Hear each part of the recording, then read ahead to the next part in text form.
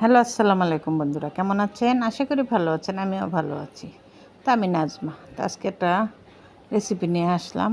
আজকে দুপুরবেলা রান্না করেছিলাম মুগ ডাল, রুই মাছের মাথা দিয়ে মুড়িঘণ্ট, সেটাই আপনাদের সাথে শেয়ার করতেছি। তো প্রথমে আমি মুগ ডালটাকে হালকা ভেজে নিয়েছি, তারপরে এটাকে কিছুক্ষণ ভিজিয়ে রেখে তারপরে এটা ধুয়ে তারপরে 1 কাপ ডালে আমি 4 কাপ পানি দিয়ে এটা একটু কাঁচামরিচ আর লবণ দিয়ে একটা চুলায় সিদ্ধ করতে বসিয়ে দিয়েছি। ওটা মুগ ডাল সিদ্ধ হতে থাকে এক চুলায়, আরেক চুলায় আমি মাছটাকে ঠিক করে নিব আর কি, ভেজে নিব। এখানে আমি একটা রুই মাছের বড় মাথা নিয়েছি, আর সাথে পেটের মাছ যেটা কাটা কম ছোট ছোট টুকরা করে কেটে নিয়েছি। যেহেতু আমি মাছের কাঞ্চিগুলি দিব না, অনেক কাটা হয়, এর জন্য কাঞ্চি ফেলে দিয়েছি। আমি শুধু মাথাটা নিয়েছি এখানে, নিয়ে সাথে মাছ নিয়ে নিয়েছি। তাই এটার ভিতরে হলুদ, মরিচ, লবণ, একটু রসুন দিয়ে মেখে এটাকে প্রথমে এখানে ভেজে নিব তেলে। তো প্রথমে আমি মাথাটাকে দিয়ে দিলাম। মাথাটা তো একটু বড়, তো এটা ভাজা হতে থাক।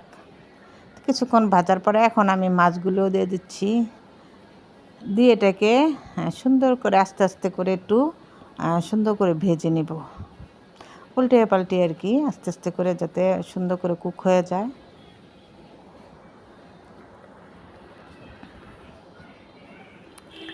তো দেখতে পাচ্ছেন ভাজা হচ্ছে। তো এই ডালটা মাছের মাথা দিয়ে সবারই পছন্দ। আমরা যেটা মনে করি যে মুগ ডাল দিয়ে মুড়িঘণ্টটা খেতে খুবই ভালো লাগে, আর ভালো করে সুন্দর করে রান্না করলে তো আরও ভালো লাগে। তো একদম আমি সিম্পল এতে দেখাচ্ছি, আজকে সাধারণ যেভাবে আমরা রান্না করি ঘরে সেইটাই দেখাচ্ছি। তো মাছটাকে ভাজা হয়ে গেছে, আমি উঠিয়ে নিয়ে এখন অন্য একটা পাতিলে তেল গরম করে নিয়ে সেখানে কিছু পেঁয়াজ কুচি দিয়ে দিলাম। তার মধ্যে দিয়ে দিব এক টুকরা দারচিনি, দিয়ে এটাকে একটু হালকা ভাজা দিব।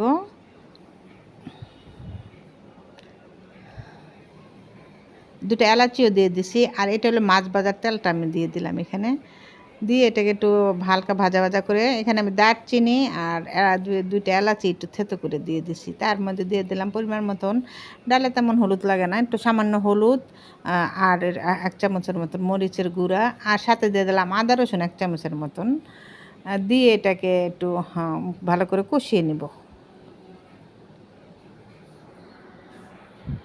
এখানে আমি আবার একটু রসুন দিয়ে দিলাম, মনে হলো কম হয়েছে।